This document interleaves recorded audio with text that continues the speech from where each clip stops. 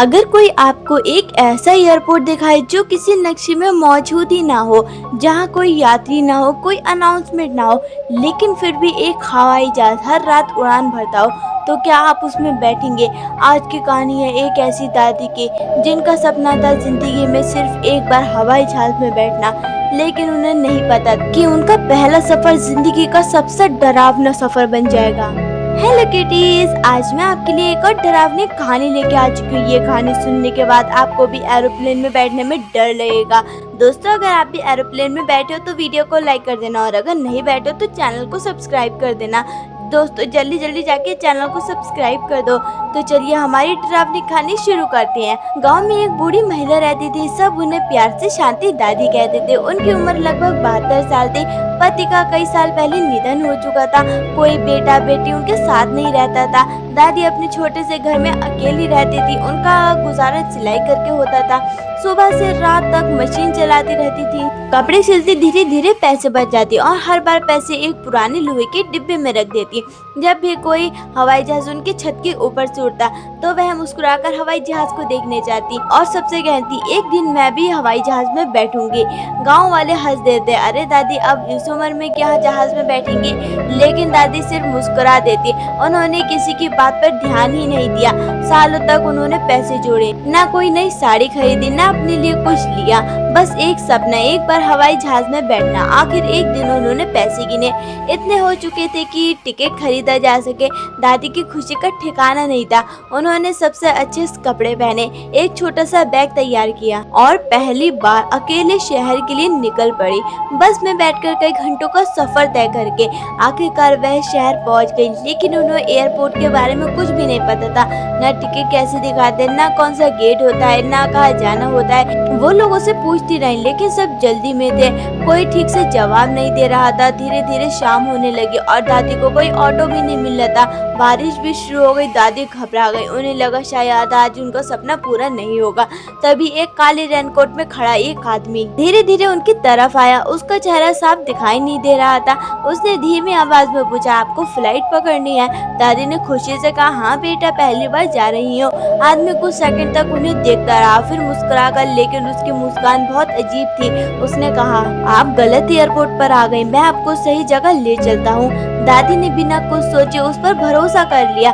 उन्हें क्या पता था कि वह आदमी उन्हें किसी एयरपोर्ट पर नहीं बल्कि एक ऐसी जगह ले जा रहा है जहाँ से कोई वापस नहीं आता। दादी ने उस आदमी का धन्यवाद किया और उसके पीछे पीछे चलने लगी। कुछ दूर जाने के बाद वह आदमी बोला, यहीं से आपका एयरपोर्ट शुरू होता है।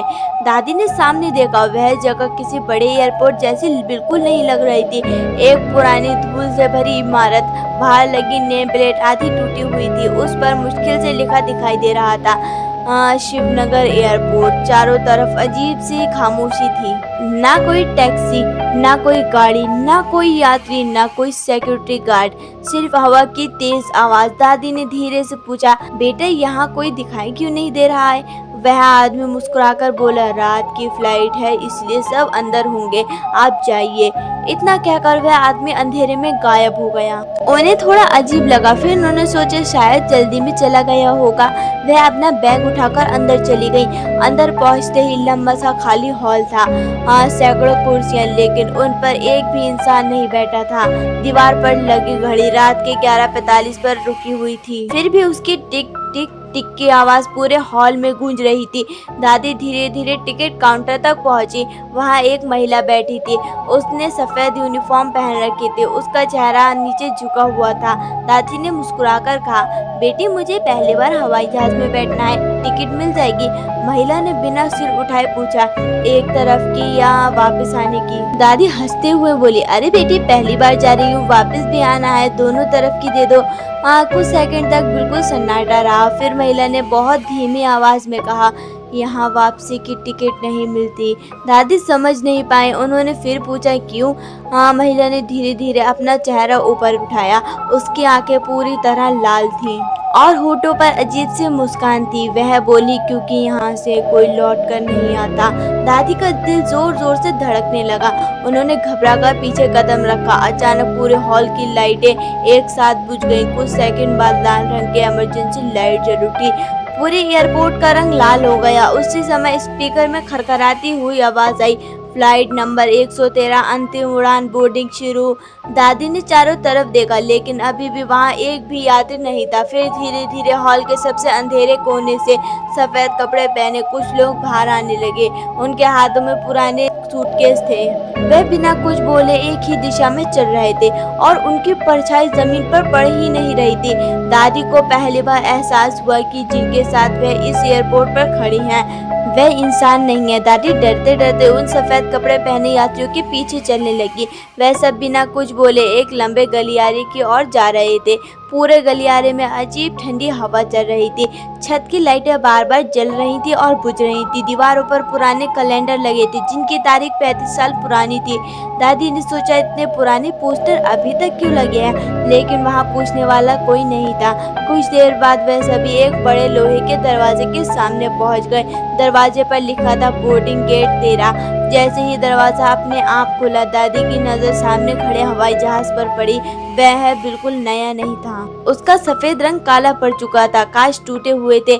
जहाज के पूरे शरीर पर जंग लगी हुई थी। इंजन से काला धुआं निकल रहा था, फिर भी वह चालू था। दादी के मन में डर बैठ गया। उन्होंने पास खड़े एक कर्मचारी से पूछा, बेटा यह जहाज इतना पुराना क्यों है? लेकिन वह कर्मचारी बिना जवाब दिए धीरे धीरे आगे बढ़ गया। दादी ने तभी देखा उसके पैर जमीन को छू ही नहीं रहे थे।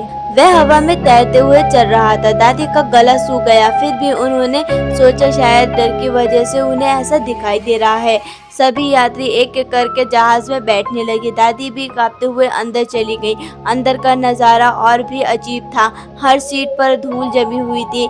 सीट बेल्ट फटी हुई थी। खिड़कियों पर मकड़ी के जाले लगे थे। पूरा जहाज ऐसा लग रहा था जैसे कई दशकों से किसी ने उसे छुआ तक ना हो। फिर भी सभी यात्री बिल्कुल चुपचाप बैठे थे। किसी की सांस की आवाज तक नहीं आ रही थी। एक सीट थी उसका जो साइड में शीशा था वह बिल्कुल सही था, तो दादी उसी सीट पे जाके बैठ गई। एक छोटी बच्ची अकेली बैठी थी। उसने धीरे से दादी की तरफ देखा और फुसफुसाई, दादी खिड़की से बाहर मत देखना। दादी कुछ पूछ पाती उससे पहले बच्ची ने अपना चेहरा नीचे कर लिया। उसी समय जहाज का दरवाजा अपने आप बंद हो गया। धड़ाम, पूरा जहाज जोर से हिलने लगा। स्पीकर में आवाज आई, फ्लाइट नंबर 131 अंतिम उड़ान उड़ान भरने के लिए तैयार है। लेकिन पायलट की केबिन का दरवाजा आधा खुला हुआ था। दादी ने अनजाने में अंदर झांका और उनका शरीर कांप उठा। पायलट की कुर्सी पर बैठा आदमी इंसान नहीं था। उसका चेहरा आधा जला हुआ था और उसकी आंखों की जगह सिर्फ काला अंधेरा दिखाई दे रहा था। उसने धीरे धीरे अपना सिर घुमाया और सीधी दादी की तरफ देखने लगा और उसी पल जहाज बिना रनवे पर दौड़े धीरे धीरे जमीन से ऊपर उठने लगा। दादी ने डर के मारे आंखें बंद कर ली, लेकिन तभी उन्हें अपने कान के बिल्कुल पास किसी की ठंडी फुसफुसाहट सुनाई दी, अब कोई वापस नहीं जाएगा। जहाज धीरे धीरे बादलों के ऊपर पहुंच चुका था, लेकिन खिड़की के बाहर न तारे दिखाई दे रहे थे न नीचे शहर की रोशनी, सिर्फ काला अंधेरा। ऐसा अंधेरा जिसे देखकर दादी के रोंगटे खड़े हो गए। अचानक पूरा जहाज जोर से हिलने लगा। ऊपर लगी लाइटें एक एक करके बुझने लगी। फिर भी जहाज में बैठे सभी यात्री अभी भी बिल्कुल चुप बैठे थे। तभी एक एक करके सबने अपना सिर दादी की तरफ घुमा लिया।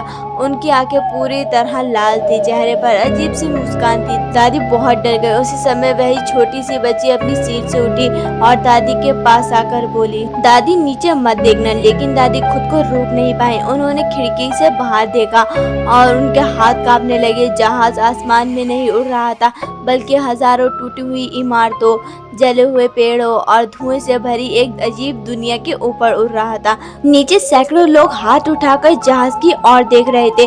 उनके चेहरे दिखाई नहीं दे रहे थे, लेकिन वह सब एक साथ चिल्ला रहे थे, हमें भी साथ ले चलो। दादी घबराकर पीछे हट गई। उसी समय पायलट के केबिन का दरवाजा अपने आप पूरा खुल गया। जला हुआ पायलट बाहर आया। उसके हाथ में एक पुरानी यात्रियों की सूची थी। वह धीरे धीरे हर सीट के पास जाकर नाम देख रहा था। जिस यात्री का नाम पुकारता वह बिना कुछ बोले अपनी सीट से उठ जाता और जहाज के पिछले हिस्से की ओर चला जाता। लेकिन जो अंदर जाता वह कभी वापस नहीं आता। कुछ ही देर बाद पायलट दादी के सामने आकर रुक गया। उसने सूची देखी, दादी की आंखों में देखते हुए बोला, शांति देवी। दादी का दिल बैठ गया। उन्हें याद आया उन्होंने तो कहीं अपना नाम भी नहीं बताया था और ना लिखा था। फिर इस सूची में उनका नाम कैसे आया? पायलट मुस्कुराया और बोला, अब आपकी बारी है। दादी कांपते हुए बोली, मैं तो सिर्फ पहली बार हवाई जहाज में बैठना चाहती थी, मुझे घर जाना है। पायलट की आवाज और डरावनी हो गई, जो इस उड़ान में बैठ जाता है उसका घर हमेशा के लिए छूट जाता है। दादी के सामने जहाज का पिछला दरवाजा धीरे धीरे खुल चुका था। अंदर सिर्फ गहरा काला अंधेरा था। ऐसा लग रहा था जैसे उस अंधेरे का कोई अंत ही ना हो। उस अंधेरे में धीरे धीरे दर्जनों हाथ बाहर निकलने लगे। वह सभी हाथ दादी की तरफ बढ़ रहे थे। दादी रोने लगी और पीछे हटने लगी, लेकिन जहाज की सारी सीटें अपने आप रास्ता रोककर खड़ी हो गई। अब भागने का कोई रास्ता नहीं था। वही छोटी बच्ची फिर उनके पास आई।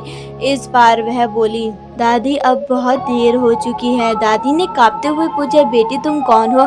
बच्ची बोले, मैं भी पहली बार हवाई जहाज में बैठने आई थी, लेकिन 27 साल पहले। इतना कहते ही वह बच्ची धीरे धीरे धुएं में बदल गई। पूरा जहाज जोर जोर से कांपने लगा। स्पीकर से खरखराती आवाज आई, फ्लाइट 131 अपनी अंतिम मंजिल पर पहुंच चुकी है। खिड़की के बाहर अब बादल नहीं थे, सिर्फ हजारों लोगों की परछाइयां थी जो हवा में तैर रही थी। उनकी आंखें बंद थी और वह सब उसी जहाज की तरफ देख रहे थे। अचानक जला हुआ पायलट फिर दादी के सामने आ गया। उसने अपना हाथ आगे बढ़ाया। उसके हाथ में दादी का वही छोटा बैग था जो वह गांव से लाई थी। पायलट बोला, यहाँ हर यात्री अपना सपना लेकर आता है, लेकिन वापस सिर्फ उसका सामान जाता है। इतना कहते ही सारे साए एक साथ दादी की तरफ बढ़े। पूरे जहाज में उनकी चीख गूंज उठी और अगले ही पल सब कुछ शांत हो गया। 3 दिन बाद दादी के गांव में सुबह सुबह एक पुरानी सफेद वैन आकर रुकी। उसमें से 2 अनजान लोग उतरे। उन्होंने बिना कुछ कहे दादी का छोटा बैग और उनका टिकट घर के दरवाजे पर रख दिया। गांव वालों ने पूछा, दादी कहाँ है? दोनों आदमियों ने एक दूसरे की तरफ देखा और सिर्फ इतना कहा, यात्री वापस नहीं आई।